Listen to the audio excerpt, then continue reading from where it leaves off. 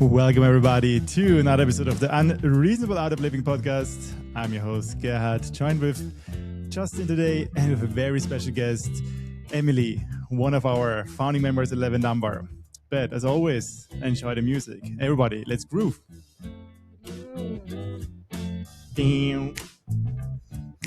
Damn. Damn. Are you guys jazz lovers? I'm a jazz lover. I'm a big jazz lover. Tell by the pick of the jam, for sure. Yes. This is recorded by one of my closest friends, Moritz. Shout out to him. He recorded this for me. Really, really nice. So it has like a very jazz feel to it. Yes, exactly. Hey, super exciting, Emily. Our first member episode. By the way, did you know? First? Yeah, Oh my first. god. Okay. Quite crazy, not planned. You were also the very first who ever submitted an application 11 Number.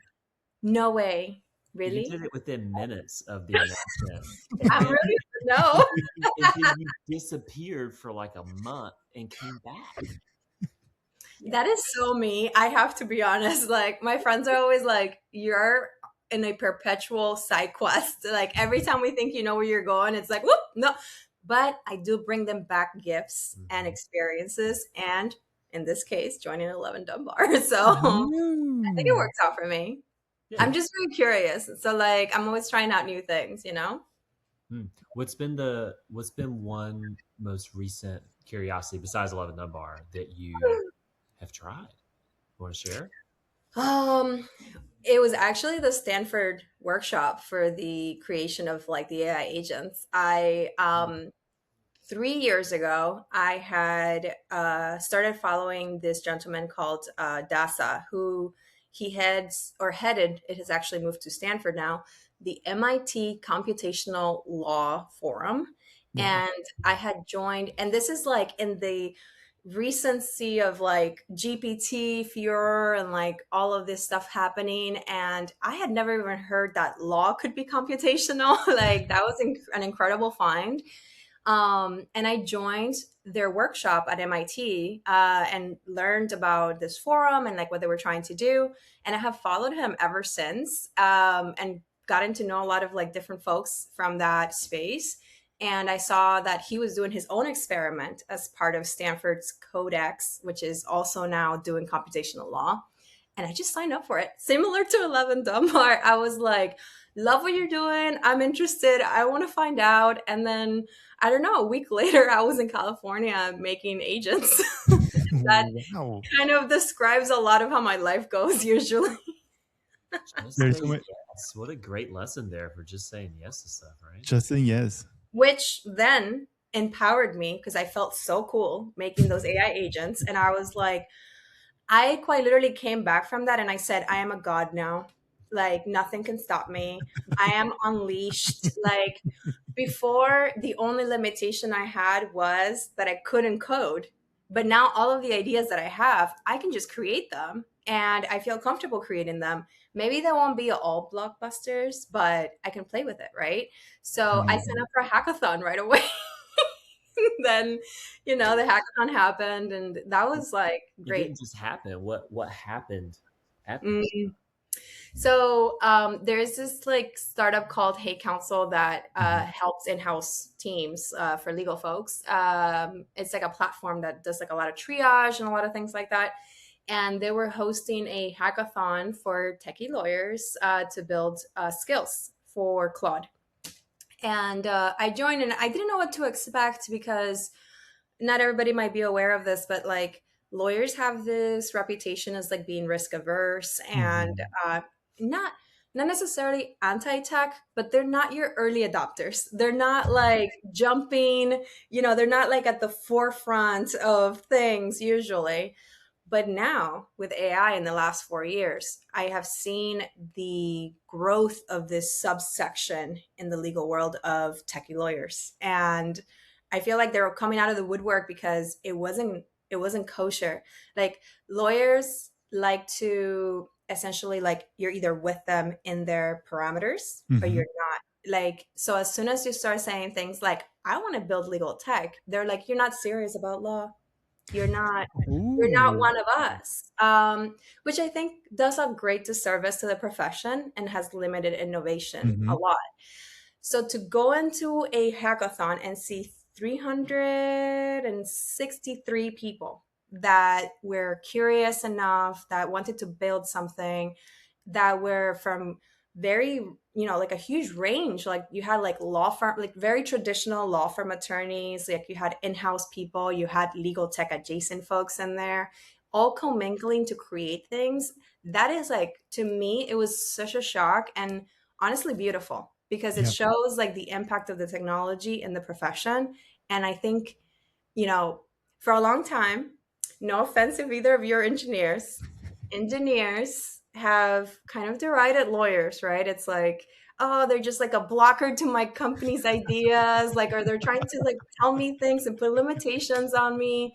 They don't even understand what I do. I'm so misunderstood, you know? They don't Um, understand me as an artist. I'm just a creator. Just let me be free. And the lawyer's like, no, but you're gonna lose your IP. Like, so there's been this like sort of friction between the technology groups and lawyers are seen as like a supportive function that doesn't. We don't really want to know your opinions a lot, you know. Mhm. But now lawyers are stepping into the engineering world and applying it That's There's to amazing. their there's profession. an important detail here, which is Mhm. you were one of the winners. Yes. Oh, yeah. You're burying the lead Small here. detail. Small It's detail here. humble. One more thing this week, to be honest. But yes, I made, and this actually goes to like a a very crucial thought that I've had this week, where and I was actually thinking of writing a post about this. Hmm. Because of that sort of like separation between the industries. I think like people and I would kind of put the responsibility on lawyers for this, not necessarily technology folks. They have created this like you're either a lawyer or you're a tech person, Hmm. right? And now we have this hybrid happening where you can have I'm actually part of this group called Legal Quants, of folks that are building with technology that are practicing attorneys and they're applying like Is that group very sponsored by Starbucks? Because that sounds like coffee. no, that's a great idea. um, and in the hackathon I had this thought like, we're moving from I'm a like somebody sitting in a room and saying, I'm a lawyer, I either use AI or I don't, right? Like there's this binary Hmm. happening to gray area. What so for example, with the skill that I made, you can take your work product as an attorney, pass it through, and determine which degree of the output you want to share in an AI tool, which then would remain privileged under attorney-client privilege work product doctrine. What that means is like it's protected from being in different spaces and like not be in discovery, etc. And what that would enable attorneys to do is to feel comfortable then using AI tools more. Hmm. And I think that that's sort of like a big um, area that we're going to see a lot more activity in because lawyers, I think now on year 4, almost 5, of more commercial use of AI tools. I mean, they've existed, but um, lawyers are still afraid to dive in. Hmm. But if you give them certainty that what they're going to put in there is safe, it's going to be protected, that they're Hmm. not going to prejudice your clients, then you allow creativity to come into play. Because if they, right, you need safety to feel creative. Absolutely. I mean, Comfort, that safety. Yeah, sounds like the recipe for 11 Dunbar. I'm just saying. exactly. And I actually that's why I mentioned on my LinkedIn comment to you both that um that was crucial for me to understand from my 11 Dunbar experience. Like creating the space, it's like when I was deciding which type of skill to create in the hackathon, I was thinking, what is blocking people? Like what is Hmm. making making people feel uncomfortable. And it's the uncertainty. It's the uncertainty of, if I use this, could I put myself or my client in a situation that is undesirable? And then we have all these headlines about hallucinations. There was like a very famous law firm recently that had to file a very embarrassing letter to the court because there was, I think, 20 cases that were hallucinated in one of their filings. And that affects your credibility, and it's painful, right? Like, nobody wants to be in that position. 100%. But you don't have to be in that position if you're a smart, educated user Mhm. of the tools. So putting all of that together, like in terms of like create safety for the attorneys, thinking about their limitations and what is making them concerned, that's why the skill for me was like such a like, oh yeah, I get it. Like that is sort of like a wedge to open up the door for them, right? Like give them that peace of mind. Yeah. That's so beautiful. And I think Yeah. what it's so remarkable, this story. But I think what we really believe in is like, we all humans, we're way more than just one LinkedIn headline or one LinkedIn job title. And like you discovering now AI and like this crazy creative engine that lives inside of you. I'm actually curious, what life path number are you? Do you know? Mm-hmm. Do you know which life path number you are? I don't think so. Okay, we need to check this out later. We need to find out. It's like that we're now seeing like so many people who have been one profession but never thought about like, I could also become, I could create, I could, could Yeah. become a creator of a product or whatever, is now being like cracked open. And there's one thing, Yeah, I have heard a lot of people referring to themselves as like career portfolio people now. And I super relate to that on a variety of levels because I, in my personal life, I've always been interested in like a lot of different things. But in some ways, like the market punishes you for being a generalist. Yep. Like people want us, they want specialization, they want certainty, right? They want to know exactly who you are and what you do. And I was actually thinking about this before the podcast. That's something that I wanted to cover with you guys, like the Renaissance style, like energy that we have in the world now, in terms of that exactly, like the opportunity for creative, driven people to execute on ideas that before might have been impossible for them because they had to pick one path. So, how has that kind of become true for you guys? Justin, you want to go first? I mean, I think it was, back in, December, January, we started doing these like hackathons for folks when we were just starting to get the idea for how we were going to bring 11 Dunbar to life. What Gerhard, how that started was Gerhard started messing around with vibe coding tools like December. He had been doing it before, but in December he built some stuff. He's like, hey man, I think you need to like, when I come back out in February, he's like, I think you need to like, I'm going to teach you how to build some stuff, because he knows I'm technical, but he's like, dude, some stuff's changed in these algorithms, man. Like you need to learn, and I can show you. And so he came out, and then I basically built what is now the terminal puzzle, or we did it together. I didn't just build it myself, but the terminal puzzle and the Elf the Donut stuff and all these Pong game and all the things that are in the members area as like a little Easter egg for members. I went through and basically designed that stuff from scratch.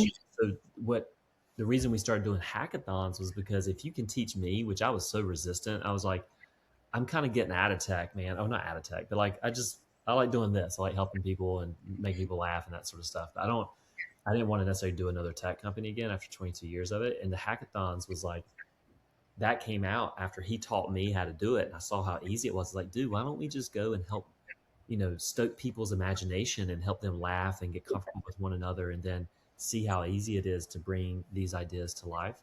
So yeah, I mean, since then, we've helped a bunch of people like develop their first app that had no coding experience. Me? Products. But then that's just the start, right? That just like that creates the ember for expression and creativity that then you can carry into other areas. Like then Gerhard started learning pixel art as a result. I think it came from Me vibe too. coding, not because vibe coding is related to pixel art, but it was like the stepping stone of like, oh, I can use software for creativity like digital crayons, and That then reminds me of something beautiful I saw this week. Somebody was like, why should I interact with AI agents on a boring dashboard? And they made a whole role playing RPG Yeah, like setup to like play, like speak to their agents and send them off on quests. So like, oh, I think I told you guys about this. Yeah, it is, like but I think I know what you mean. It's like I've seen also like RPG style worlds where agents would roam around and you can like interact with yeah, them. It's so exactly. cool. It's so cool. It's and don't you think that's like beautiful about humanity that like we like at first we had this reaction of like, oh no, AI is going to come for Hmm. us, and then we had an adjustment phase of which is actually the core, Gerhard, of Project Hail Mary, how quickly we adjust to unusual circumstances. Yeah, And it's one of humanity's superpowers that superpowers. Yeah, we take this moment, we had this AI, and I know you say 4 years, but like in the grand scheme of the universe, four it's years great. is It's like great. nothing. And I think So, mhm. you just said is like I think there's one two things. I just want like in the Renaissance world is so beautiful because there's two things at this. I think you just mentioned is this the ability to adapt, and I think what we believe in is like the future belongs to adaptivists, how we coin them in 11 number. This like Ooh, being able to adaptivist. just I love that. like expert generalist, but we framed it as adaptivist, Mm. and we have been there already as humans. I think if you look back at just one name come to mind, Leonardo da Vinci. I mean, he was not one person who was like one specialist. This person had like a broad spectrum of skills, and I think this is what we humans have been always really good at. Look at the Greeks and the Romans. I mean, they have not just been doing one thing. They followed the curiosity across many domains.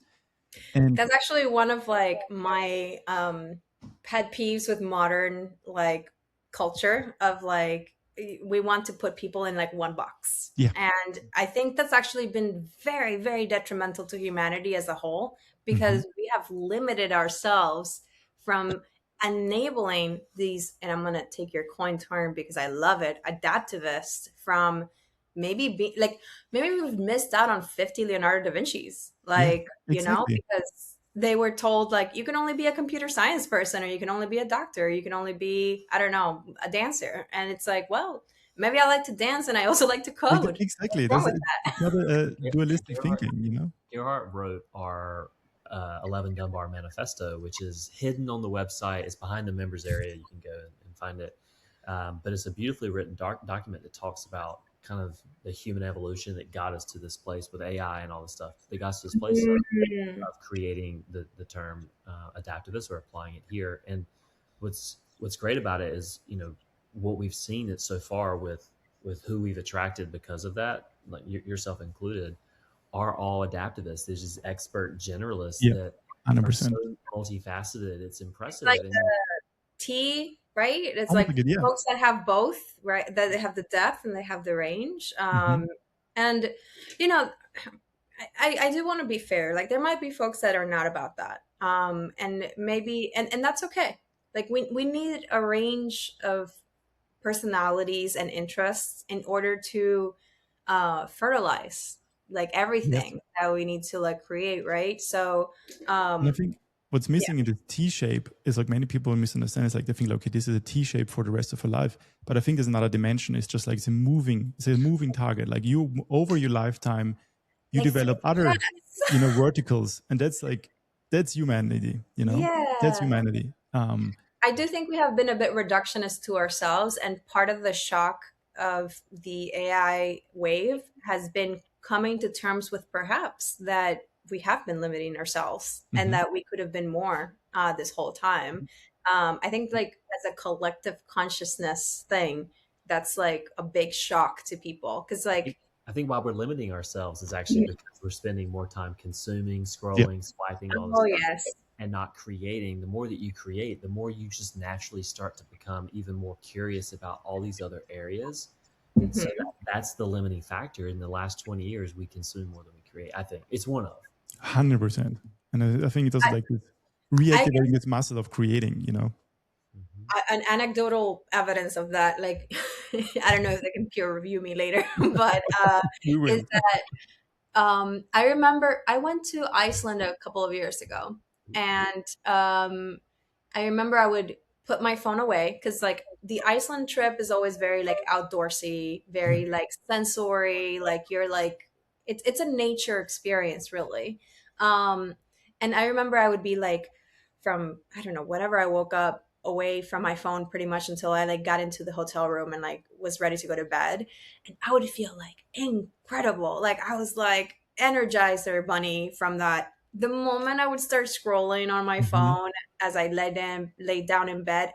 I kid you not, maybe sometimes it was just like 10, 15 minutes. My mood would like crater, Yep. like immediately. And then to add to that, the moments that I have allowed myself the space to create, like with this hackathon or like even just at home, like by myself, I get, I could be Deep getting in like a everything. shot of B12 directly into my brain because it feels like just like I could take over the world.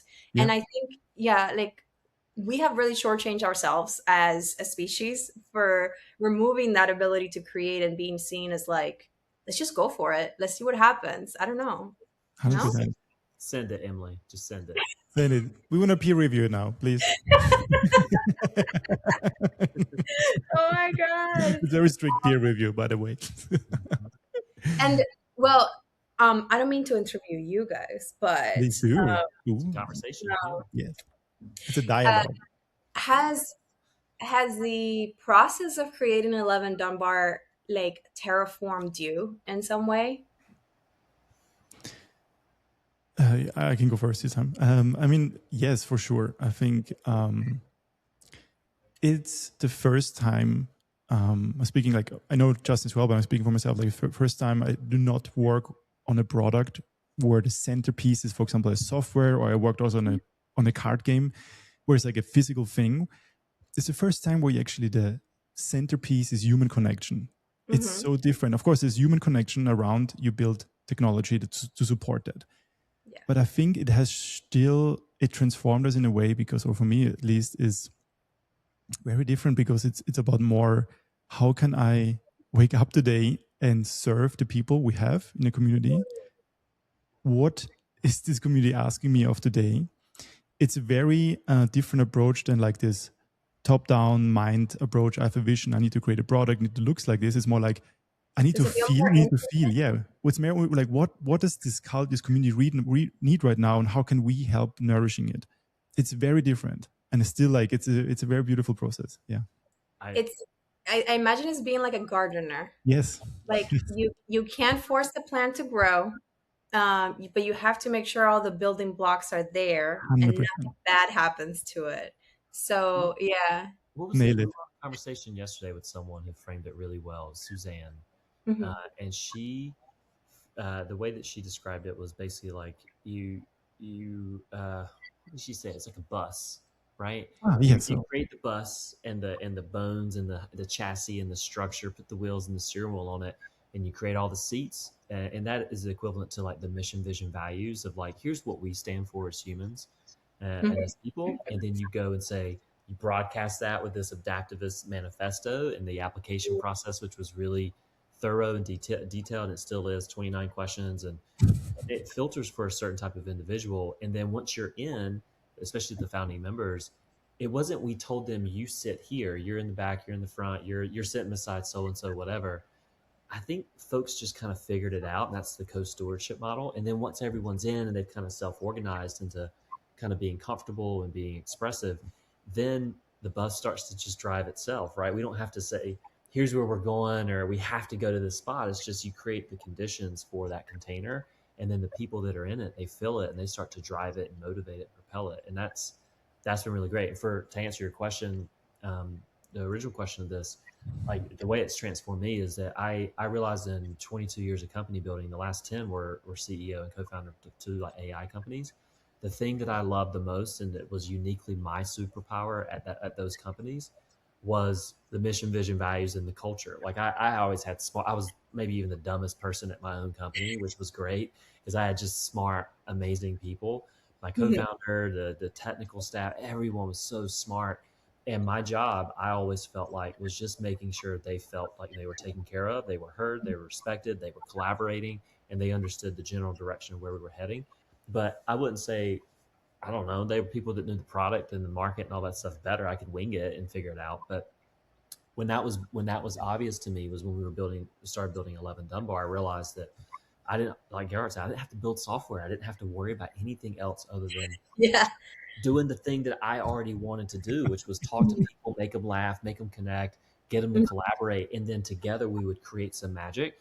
And that meant the transformation there for me was doing something that was aligned with purpose. And that is the holy grail of this whole thing, is that we get to wake up every day, Garrett and I, and do something that's aligned with purpose, and that brings us joy. And I don't care how much money that makes us or whatever. We're going to get this thing to 150 people, and it's going to be beautiful because of the folks we're going to feel as a result of that purpose alignment.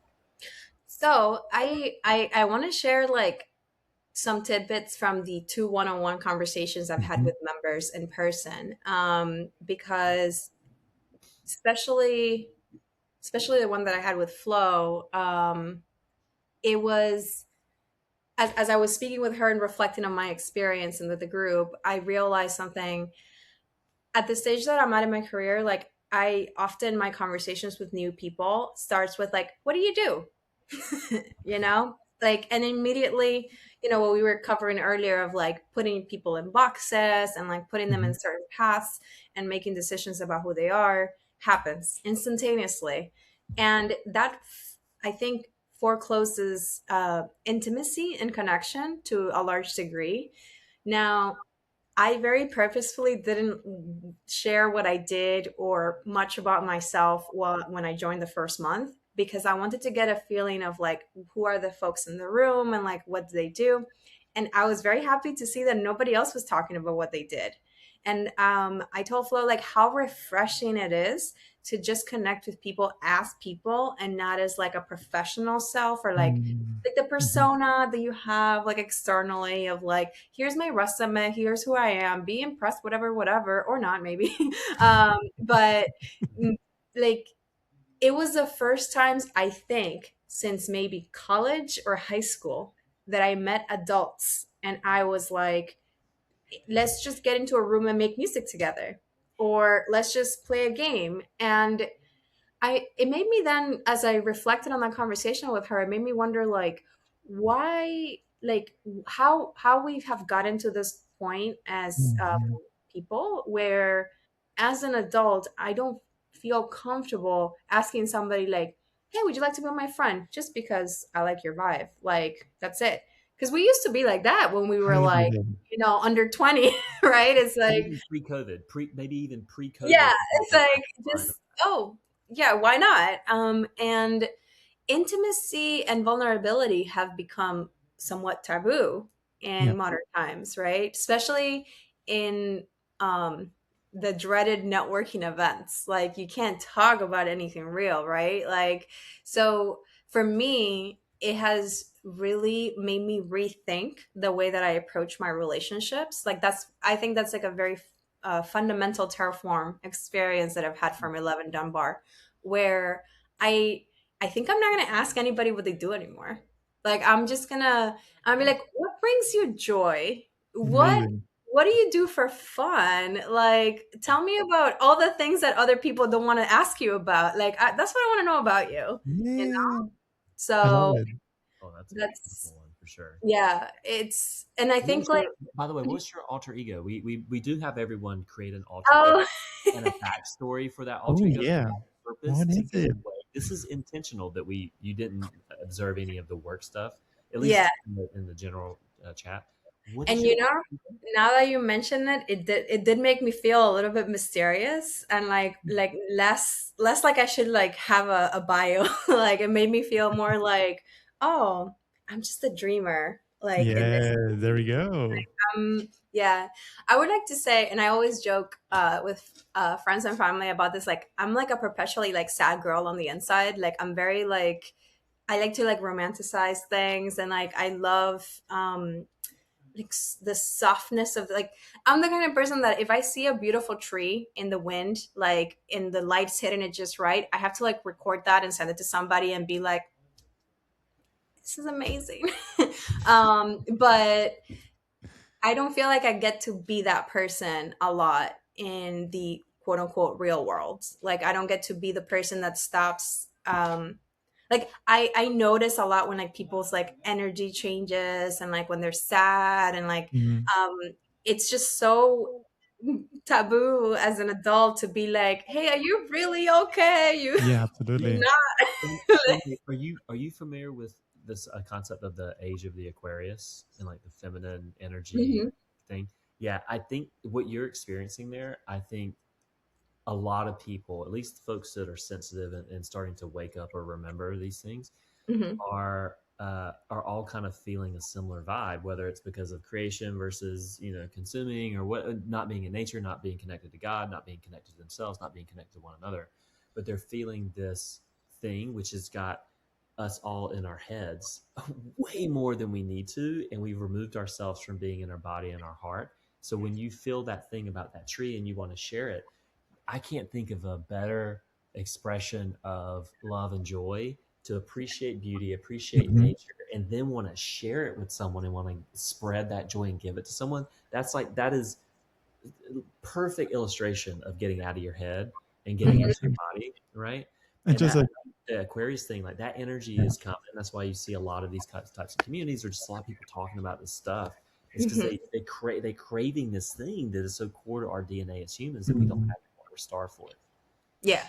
And also like to connect to, I really love the word that you use, the word renaissance of in so many ways. And I think that's also not like linking to the age of Aquarius and like moving towards adaptivist is also like one aspect is the renaissance of like going back to the early 90s, early 2000 and the 90s, early 2000s, how the internet was back then, where you actually would meet people and actually exchange and like really build relationships. And I think doesn't matter if the other It was person would, ASL. It was yes, ASL. Age ICQ, sex education. Not Amazon Oh my Messenger. God. it was AOL chat rooms. Yes. it wasn't job title, or what did you If that's do? job, you just like hang out, be silly and like and wicked and even I think the term I learned this week is like this psychic loneliness. And I think you can I have like actually a lot of friends across the globe, and I feel very connected to them because we can Mm, just talk about many beautiful things. And I think this is technology is not really like the evil of loneliness. It's just like how we have forgotten to meet each other as humans and how to utilize these containers. Yeah. I think it's also I like to refer to it as like the productization of the self. Hmm. Like because of that pool of like the niching and like all of these things of like find your thing, find your like passion, find your whatever, and then sell it and Yeah. or present that. And then the self becomes a product that you have to like iterate on and like share yourself, etc. But that's like so external validation rather than like maybe reaching for like a truer part of yourself and share with somebody on that level of like I just it's funny that I sometimes feel like I can't really have a deep conversation with people because they might feel uncomfortable about that. Like, and I never used to have that self limitation of like, I need to find the right time and the right moment, and the stars have to align, and I have to be in a, they have to give me a cue for then. And, so that's the other reason that 11 Delmar has been really refreshing for me because, like, it feels like at least when folks are interacting, that they're putting themselves into that state of like, this is the moment to do this. And so Hmm. like that safety is created to like be vulnerable and create those spaces that, like you mentioned, like I don't necessarily need to be with somebody in a room to feel close to them. If I can feel that you're open to Yeah. this conversation and like you're willing to participate with your whole self, that takes it to a whole other level of intimacy and closeness that it's not about physical distance at all. The Mm-mm. Um, formula I think we've developed as a result of this is one, you're there's a prerequisite here, which is y'all are trusting us for great discernment and yeah. communication and interviewing Like, and things. I have to say, your discernment has been very, very good, and I love that. That's actually my word of the year. That's so funny you use that. Beautiful. But that, because of that good judgment and character and the discernment there, it then creates the first thing, which of the formula, which is comfort. Right? Mhm, Everyone's comfortable. You have your alter ego. There's no work. There's no performing. There's no judgment. There's no shame. There's no ego. We remove that mhm, stuff. And then with comfort, then that then propagates creativity and imagination and expression. You can play, you can sing, you can create art together, you can collaborate.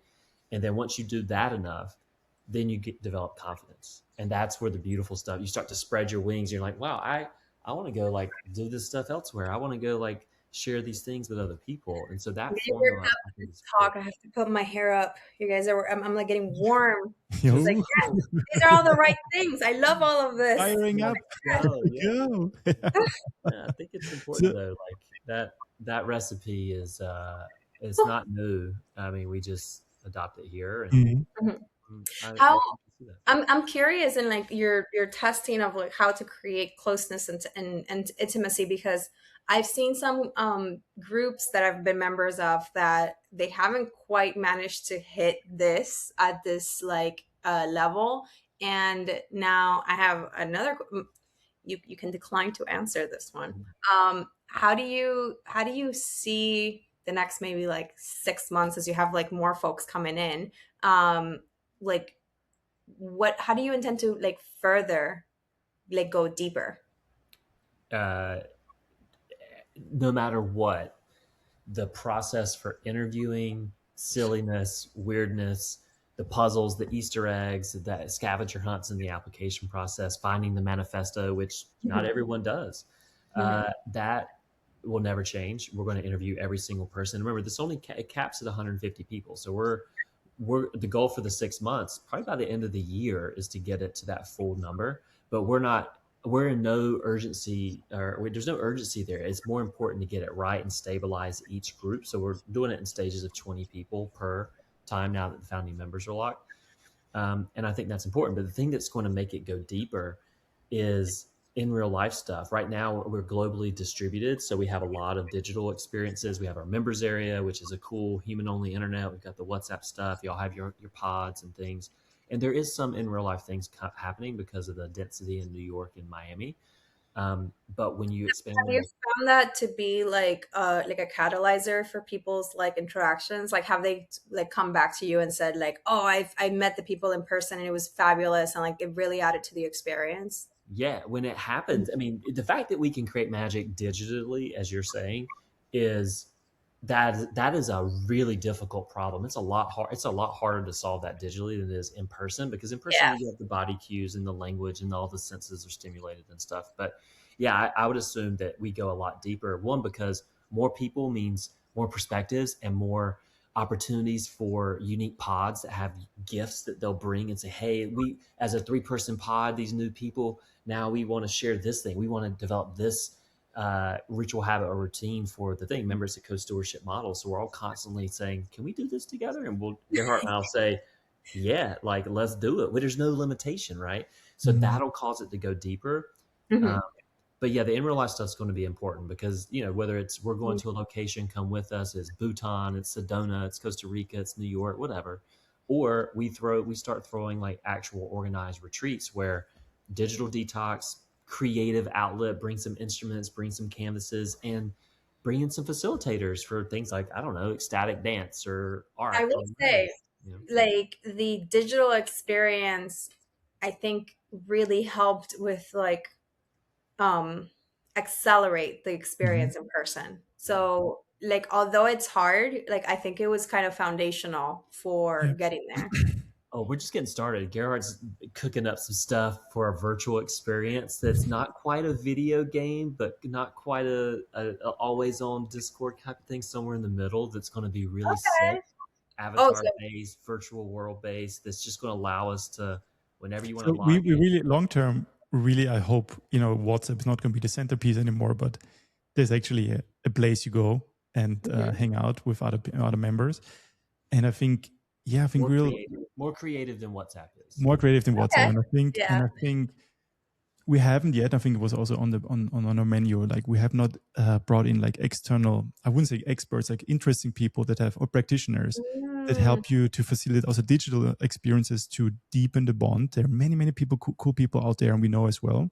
And I think this is something in the next 6 months we want to do at least one or twice, try to bring in external practitioners to do really cool stuff, either on the sanctuary level, on the play level. Oh, the exercise we did with Kaylee. Kaylee, yeah. Yes, with the flowers Yeah, and the exactly. that was Awesome. incredible. That More was of so that, fun. more of that That digitally, and then that's going to be in a real life. permanent one. We're going to do that Okay, with this yeah. project. Yeah, that was a good one. Lavender. Yeah, Yeah, that was that like was like a Christmas. You know, like when you don't expect like a gift Christmas. Yeah. and then you get like, yeah, that felt very Christmassy. Like, oh, Ooh. And there is actually we haven't. Oh, we reached out one. So we designed a new onboarding experience okay. for the next wave, but we want to do the same experience with every cloud, to kind of like reignite and also like bring back like provide the same experience for deeper bond and more connection. So this is also something that happens probably this month with every I feel like cloud. I'm getting all the good tidbits here. Like I'm like, oh You yay, I'm do, Emily. excited. Hey, Like I'm getting the updates. But what I I'm love, a little bit, but it's fine. what I You're love letting about me get you away is with your natural curiosity and your ability to just say yes to things is why you being a part of this is so awesome as a founding member, is because you're not you're not just a member, right? Like you're helping shape this stuff. You got a lot of great ideas too yeah. that I can see over time as new people come in. Like I you're gonna be haven't. a good mama Yeah, bear and a steward for And that just stuff. by showing up, like and being present and like with your awesome just way of being that has been fundamental to the first really the foundation of who we are. yeah. I one of the things that I'm excited to now, as my empower God of coding mode has turned on. I wanted to make like this thing that I like, one of the other things that like I struggle with sometimes is like some of my ideas, like I don't really want to make a company out of it. I don't really want to like sell it to people. Like I just like, why can't I just have it? So like I wanted to make like originally like a couple of years ago this like website called Lore, and for humans to like document their personal stories in it, like almost like, like we have cave paintings of however many thousands of years ago, but like this would be like trying to highlight the uniqueness of all humans that have existed, sort of like what is different about your story and like what lessons have you had. I think like we focus so much on like big people, like right, like whoever's famous or whoever has the most money or whatever. But if you ever talk to anyone on this planet for more than 2 hours, you'll learn something from that person. Like we all carry something in us that is unique, that is different, that adds to the human experience. And so I thought I want to make it an encyclopedia of humanity. um So have you been yet to the marketplace in the members area? I have briefly a few times, Okay, yes. but it's so funny. Like you're maybe the third founding member that has had a, or maybe fourth that's had a similar idea. Really? You Yeah, have to tell me the names of the other people. I have to get with them so we can yeah. make our. Well, this is part of like we all arrived at it at the same place. That's why the Mhm. marketplace exists, right? It's to document stories that are attached to Mm, rituals, habits, and routines. So you tell a yeah. story, and then what's the takeaway? Because I think that's the thing that gets missing in storytelling and social media is it's all Mm. optimized for likes and virality and comments and stuff. And no, we just want to hear like, okay, even something as simple as like you take creatine. Why? Like, How did you know? Okay, but I for yeah, for mental or for the body or whatever. Like, but why? Why do you take it? What led you there? What was the story? And then what was the journey there? yeah, Yeah, there's yeah, been I like agree. Yeah. 20 posts already, and there's some beautiful stories in there, beautiful I lessons. have I have read some of them. One of them actually made me cry. Like I was like, wow, this is incredible. You and know so what? Yeah, I'm gonna write tell in more there. about your encyclopedia. I mean, I want to hear more. Like, what is your version of it? Like, what did you have? Well, I wanted it to eventually get to a point where like it helped deepen connections between people. Mm-hmm. So like if you, as you get busy and older, like you do all these catch up with friends and family that is sort of like, let me tell you the high level stuff that's happened because I haven't seen you in 2 months and so much has happened. So let me just like fast forward, and you need to know that, I don't know, like I lost my job or like I broke up with that person and whatever. And they're just like checkpoints rather than like, okay, wow, big changes, how did that make you feel, Yeah. like how, like, what are you going to do next based on how that made you feel, like how can I support you, like what would you need from me there. And I thought if we share more individual stories that are real, like that are like not glossy Instagram, that then people might feel more comfortable saying like, oh wow, I had an experience like that like 2 years Mm, ago. yeah. This is how I dealt with it. This is what I learned, and this is what I would recommend for you. And like just have those more open interactions with others that I think we're just missing community so much, Hmm. like we're missing like our tribes. And that's why I probably, as soon as I saw 11 Dunbar's description, I was like, I'm going to sign up for that Boom. because I get it. You just I made me have, a, think something. I There's have a just a follow-up question on this because of the Yeah. perfect segue. Things that inspire you on like the life journey. And this is like just because you missed this Oh, sanctuary. I missed So this Sanctuary. is Oh, yes, welcome I for was you. not used today. So was there a book, a film, a person, or a place in your life? You can think about like anything that actually had a huge impact on you, like quietly rewired you, but something that didn't feel significant at the time you met the person, you read that book or watched the movie or you've been to a place. Is there anything in your life that you can think of? I can. So when I was 10, I love where this is going. oh boy.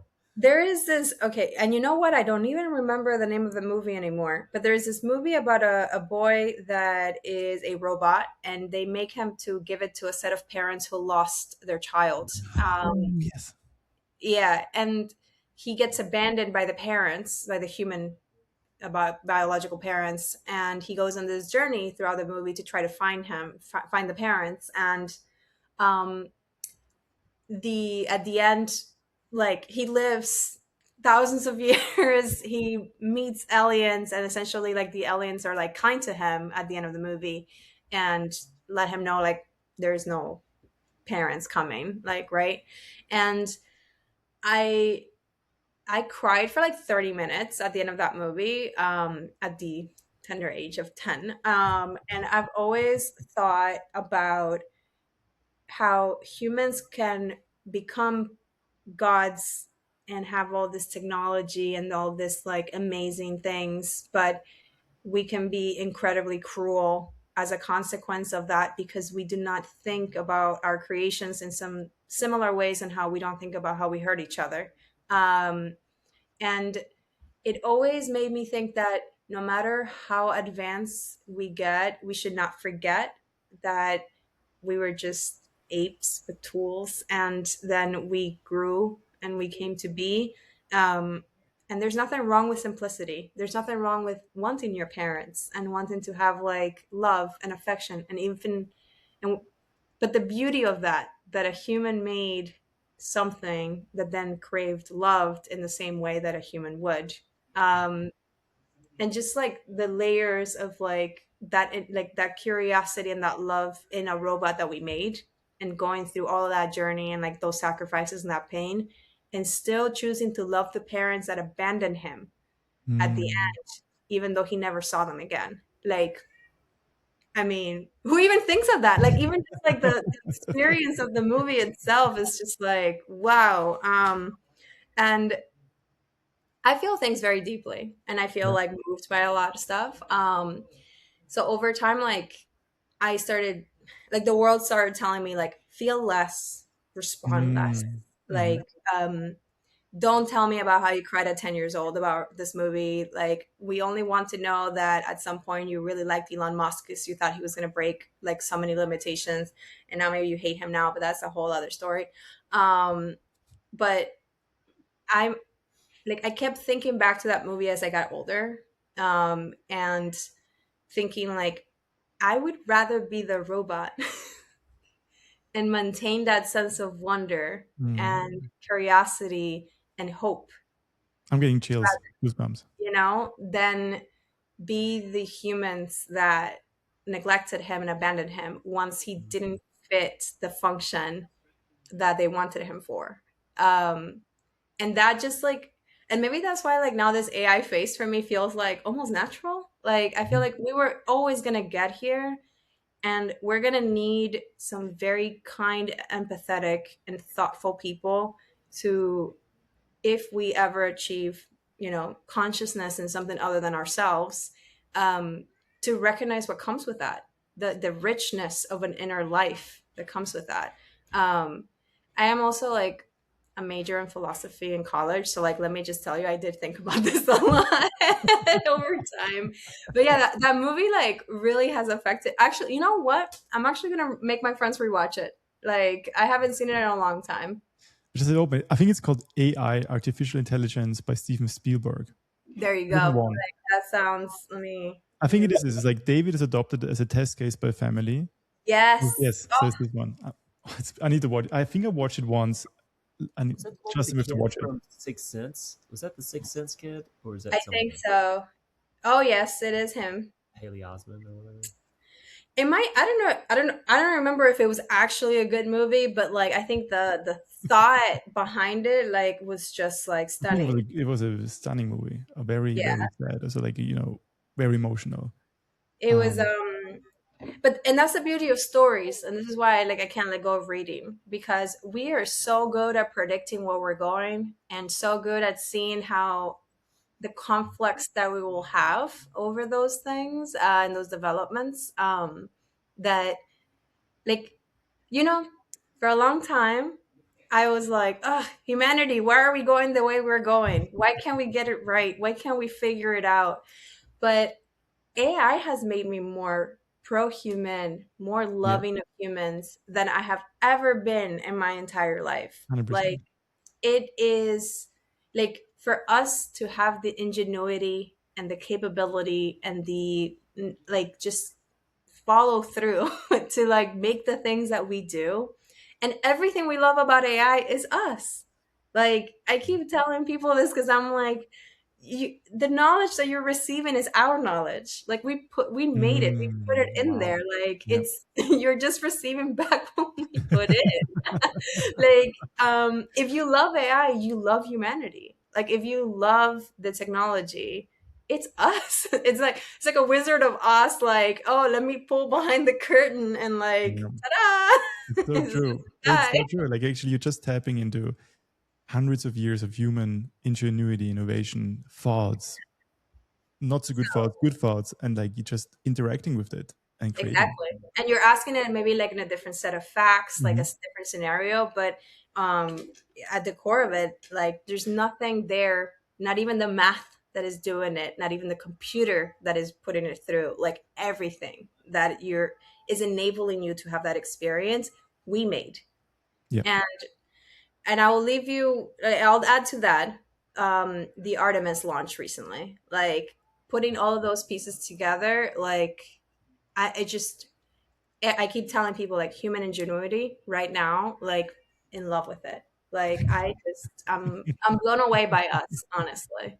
Because like, what are the chances? Like, if Yeah. you look at every other animal on this planet, for better or worse, they there are some that have some degree of intelligence, but none of them are going to the moon and back successfully.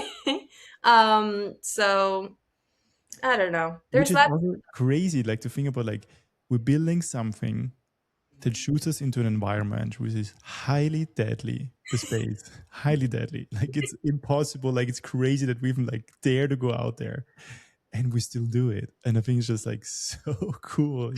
And then down to the second, we can calculate when it's going to land and how it's going to like cool down, and we're going to be able to safely retrieve those folks. Like, oh my gosh, like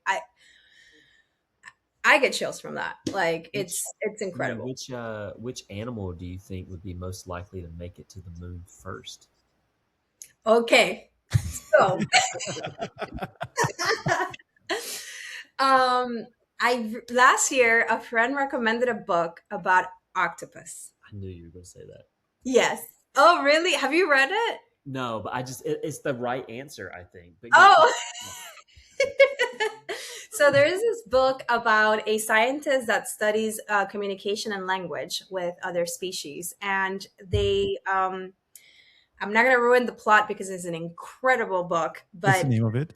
oh my god, I'll send it to you Yep. guys. Like, let me see if I can find it. But essentially, they figure out that octopi have made a mini civilization, where they sufficiently, like they have tools, they have signs, and they use their skin to show particular signs that tell stories. And the sign, and then the plot of the book is essentially them decoding the signs on the octopus body to figure out, like, oh, it is intentional, it has meaning, the others react to it, and like they process that exchange to the degree that it's true intelligent communication and not just like a one-off. But the way that we imagine like alien interactions would occur, like it's the same process but like with a species on our planet. And I mean, octopi are like incredibly intelligent. Have you seen My Octopus Teacher? I was devastated by that documentary. Wait, like I might have seen it. You're making me think of The Arrival, though. Yes, I've seen it. Arrival is one of my favorite movies. Arrival is epic. Yes, Epic. not just the story itself. That brings me back to a side comment. I wanted to be a linguist when I was like younger. Ooh. Yes. But I'm an immigrant and I didn't really know how colleges worked. And I didn't know that for particular programs, sometimes you had to go to particular universities. I thought that all universities provided the exact same stuff. So I applied to my undergrad thinking, oh, I'll just, put my major in. And then when I got there, they were like, oh, we have some linguistics classes, but we do not have like a path for a linguist here. So I had to choose something else. No.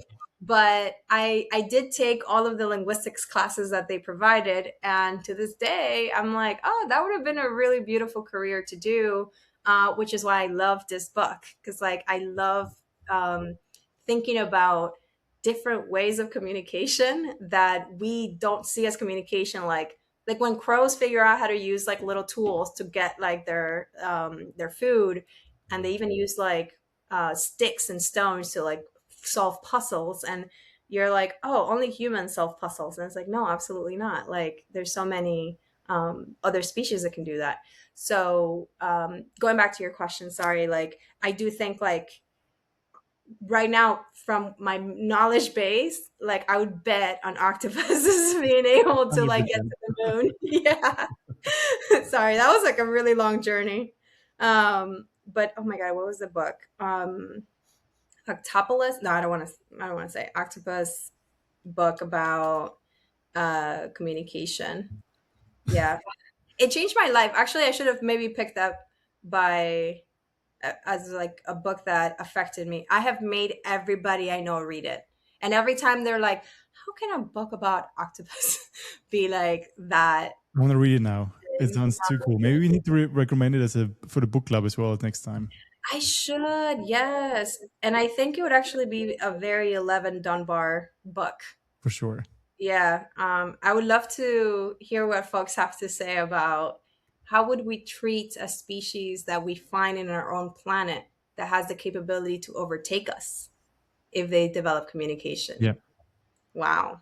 We talked about have you read Three Body Problem or seen that? I have, yes. Ooh. Which random conspiracy moment of the day, all of these scientists dying has me constantly like, are the aliens coming? Who's got the nanofiber, man? Let's see it. Yes, like what is going on? Oh my god. I like I can't stop thinking about it. Like now every time they're like, oh, another one has died, I'm like, okay, the aliens are coming. Like something's happening. Something's happening. I think maybe linguistic specialists would have been in the sciences category. So let's just say it's good that you're not.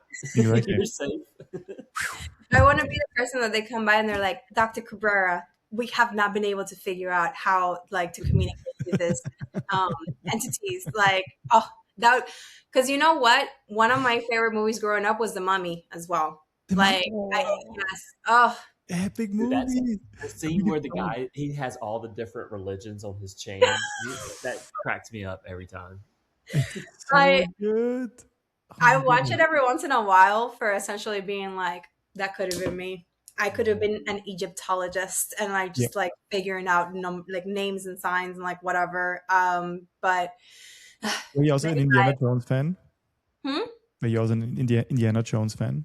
Of course, like, so I'll tell you, like, I started with astronaut, then I wanted to be an archaeologist, then I thought I was going to be a marine biologist, and then I landed on linguistics. And after the linguistics, and I messed that whole experience up, landed on philosophy, English, and wait, was it? I was a sociology philosophy major with a minor in English. So just all words. I was like, True yeah, activist, man. I love it. I am a liberal arts major to like my DNA Wow. every day. Ge- Um, Gerhard, what did you want to be when you were a kid? What was the first thing you remember? You were like, oh, yeah. Ooh.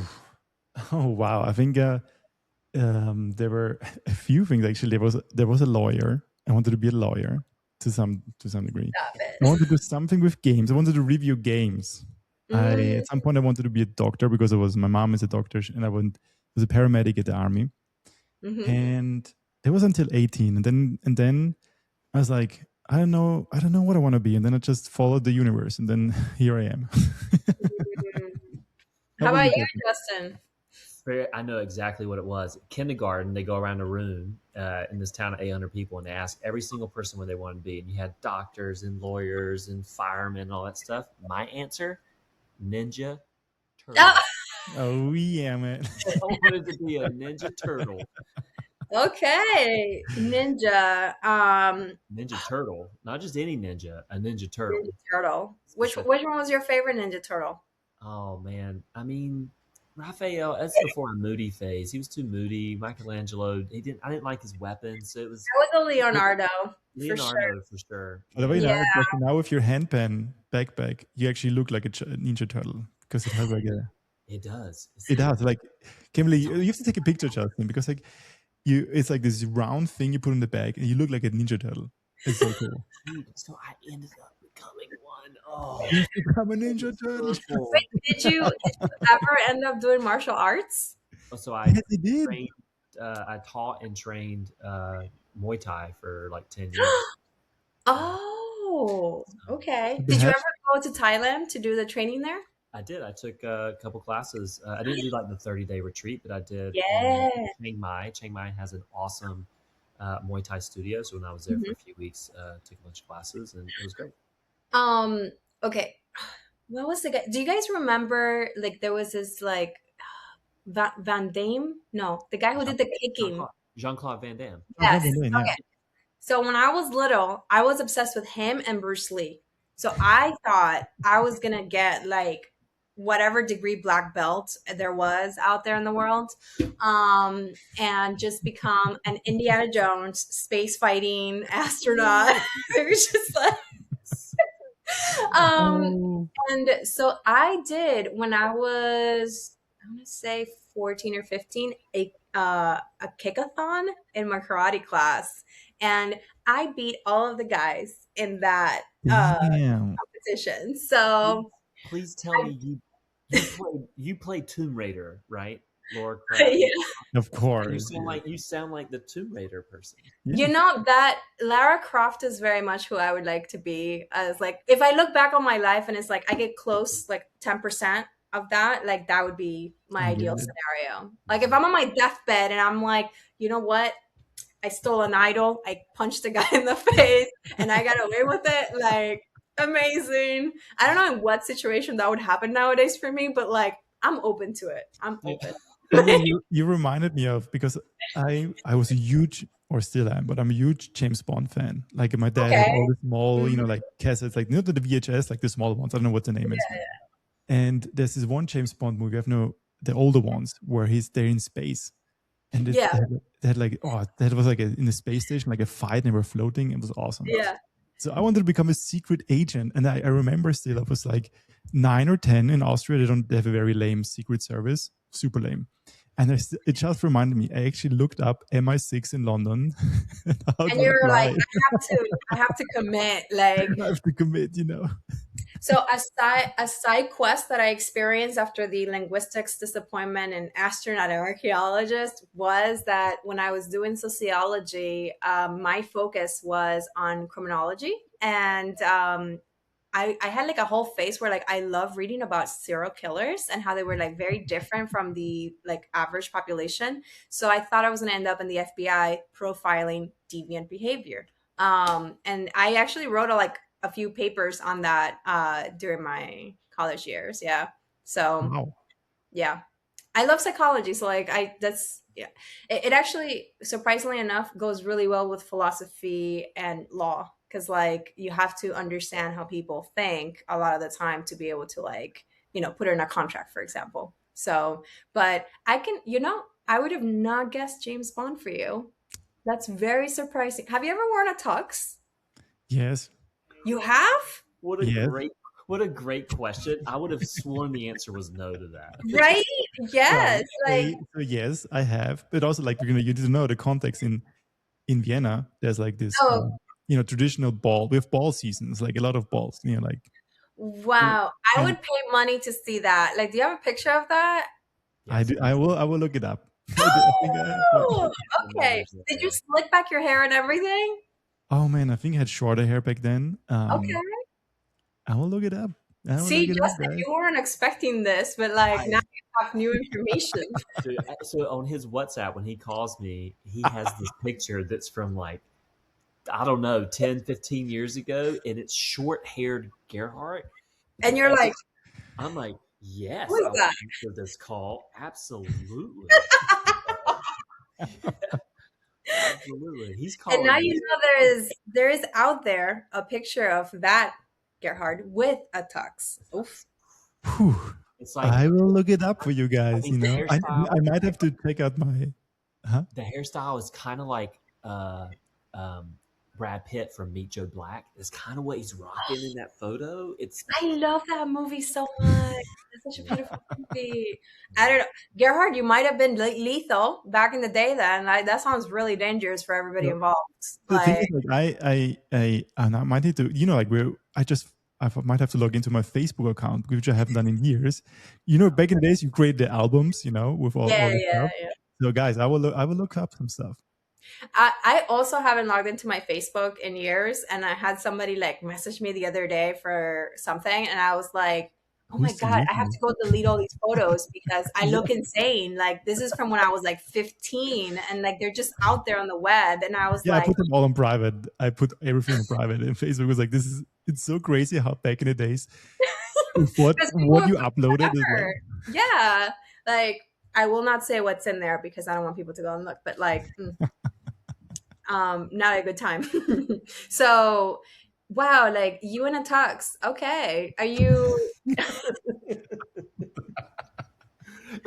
but were you barefoot with the tux? oh No, I had Okay. very, very nice shiny shoes. Ooh.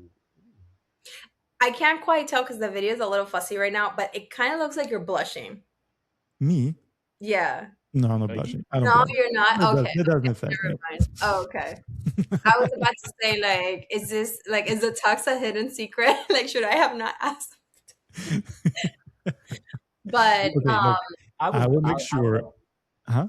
I love this question because he comes and visits me and stays for 2 months, and he and I both just wear the same three things for the 2 months straight. So the idea of him having either of us having a tux on right now. like, imagine all of a sudden you like turn back and like you have this beautiful sunset, and then like he just walks in and Down you the just like stairs. slick Down- black hair, like the down the hair's stairs. like, And then, like, like a cognac glass, like, hello, Justin. oh, Hey, you may call me blonde. your Your heart. your girlfriend is here. Do not say hello to me like that. It's fine. It's okay. She would understand. It's also a little bit of fun to like recreate a scenario where he was an MI6 operative and like Exactly. in his experience. So just Okay, play look, along with us. I'm making a promise here. Did- On our in real life creative retreat, which we hope to happen this year, maybe around the time when the anniversary of 11 Number is, I will come with a tuxedo No way. and maybe with a different haircut. I love this. This Wait, is my we're promise to gonna you. hold you to this. Huh? It's out. It's like in the record right now. Let's make it happen. If you want Okay. to see that, we're gonna make it happen. Yes. Well, I mean, I can see us having a like creative in our creative retreat stuff that we'll do eventually, is having these like costume Mm, party things with dance parties. But most people go I, like Burning Man style or whatever. I could see yeah. Gerhardt pulling a 180 and just coming in a tux. Um, if you guys decide to ever do a masquerade, let me tell you, so like 3,000% in there with you. Like Yeah, I've been, yeah. yeah.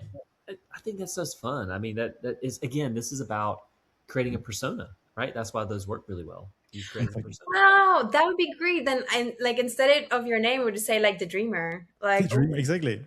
Okay, I'm tuxedo avocado human. And then like people like might dress like what their persona would dress like instead. Like that would be really cool. Gerhardt's just going to get a big stuffed Gerhardt, a big stuffed avocado with a tux around the body. Okay, but you, Justin, you have to go like as dark chocolate ninja turtle. Yeah, I will.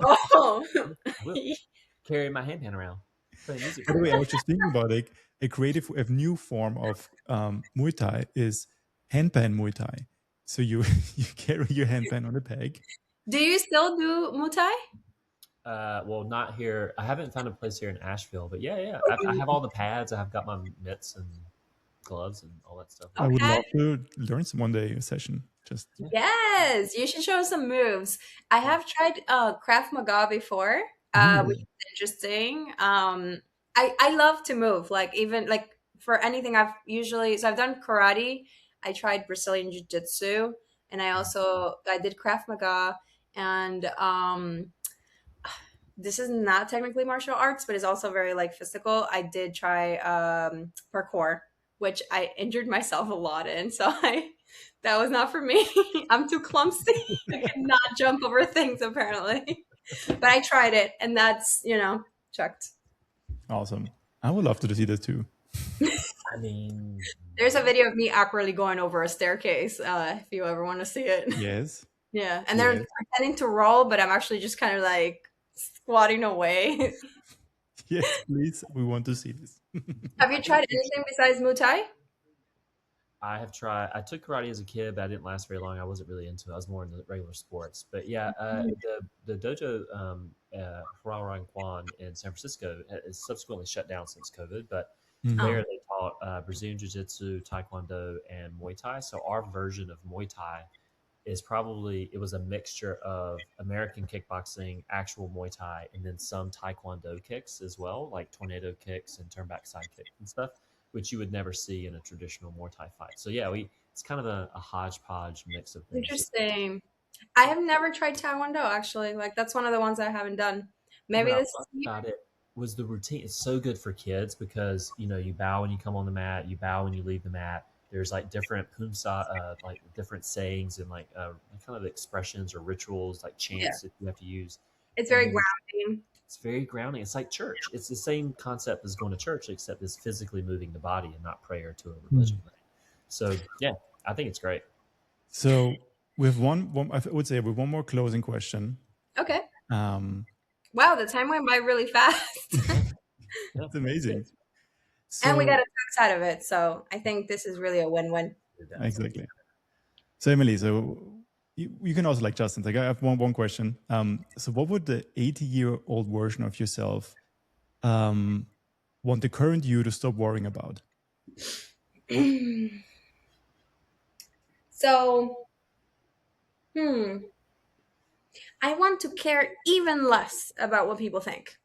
Mm. Like, I want to, like, I think for a long time I have, uh, because of family pressures and like all kinds of things, like you start developing like a persona that you're like, I think that's who I am, and it's like, well, actually, no, like that's your environment feeding you like cues and feedback on like what you should be based on what they think about you, right? um I have found a lot of mental freedom and emotional freedom and recognizing that I can be anything. Like I can choose to do like I think I want the second or third chapter of my life to be about really embodying free will. Like really embodying like the there's maybe some basic facts about me as a human being, but aside from that, why not? Why not me? Why not this experience? Why not whatever I might be interested in? Why does it have to have an explanation for others? As long as it feels good to me, as long as it feels like it's the right fit, why not? And following through with that, and actually, this is a conversation I had with Flo as well, where um, stop explaining yourself. Like, if 80-year-old me looks back to, I'm 34 now, and says, after 35, Emily did a lot of things that made her happy and the people in her life happy. And she very rarely considered what the world might think about that. She just did it. I would be very pleased with myself and I would be very happy with that. Mm. Because I have spent so much brain power on worrying about what other people think. Mm. And honestly, I could maybe even power a nuclear reactor with that amount of energy. Um, and instead, like, I could have been creating, I could have been researching, I could have been meeting more people, maybe doing more podcasts. Maybe I should have my own podcast. I don't know. But all of that energy led to nothing. Like, can you imagine? Like, Mm. hours, minutes, whatever of your life, perhaps more, and you could reclaim that back because people don't think about you as much as you think about yourself. Like, they just don't. So live on your own, like, in your own reality, at your own pace. Be kind, be empathetic to others, like in terms of like how you impact them, but don't cling to a persona that you change. Like, I've been like so many versions of myself already, and I've only lived 34 years. Like, I'm gonna have possibly, based on statistics, maybe two more times of this. Like, so I'm gonna have Wow. Yeah. possibly 290, right? So like that means that I can, you know, I saw a video right before this of a woman who is 71 and she was full throttle, like riding a horse through a meadow with her daughter, having an amazing time. And the girl was saying, like, sometimes I'm afraid of aging, but then I see my 71-year-old mother doing this. And like the joy that she had was like incredible. If I'm 80 and I'm somewhere close to that, health like pending, I would be incredibly happy with myself. 100%. Wow. Thanks for Yeah. sharing. It was beautiful. Very Oh, good. thank you. I hope that Tux Gerhard tells me that too. Like, he's like, I you're will wise pay, beyond your years, Miss Cabrera. I will pay for your dry cleaning bills anytime. Okay. The world Okay. wants this. The world wants Tux. All right. Like, You will get it. No worries, guys. You will get a tax, Gerhard. In the creative retreat, I won't even like change. I'll just like be sleeping there, The whole time. eat with the tax, everything. amazing. We look forward to it. But this has been amazing. Really fun conversation. I think you guys are really interesting people, and I'm really excited to be a part of 11 Dunbar for the next year and see where it goes. And I hope more people join so we can like make this happen. We Oh, think you're really interesting too, and that's why we love chatting with you about this stuff. So God, yeah, you're gonna make me blush. yeah, no, no, I mean you're a you're rock like star, man. I told you that you got on that fire horse at the start of the year, and you're just fucking riding the shit out of that thing, man. Just go, go, go, go. The yeah, the you really. fire signs this year are like just we're just going. We're just going. Absolutely. Everything. The podcast series of our members couldn't have started better. So really, thank you so Oh, much. thank It's been you. so I hope I set awesome. the bar high so you get only good quality now. Ooh, let's start. Let's actually copy the tradition. I love the tradition from the Diary of a CEO. I love the tradition. I would love to invite you. You don't have Mhm. to say it now, but I would love to invite you to write a question for the next member to answer. You can then send us to Oh, us, and we're going to ask the question to the next member. We're not going to tell you who it will be, but yeah, I would love to start this okay. tradition. That's a I'm good gonna one. I'm gonna come up with something diabolical. Oh. Like, don't tell a lawyer to come up with a question. It's gonna be Ooh, so nice. yeah, okay. Sounds good. I will send you guys my question soon. It will be definitely rooted in something like with Mephistopheles or something. Like, Bomb. Awesome. Yeah. Before Tuesday, that's when we're recording the next one. Okay. Yeah. We'll do. Perfect. Okay. Awesome. Well, Thank you I for hope joining you have us. a great rest of your Saturday. You as Thank well. you, Emily. Bye. Thanks for listening.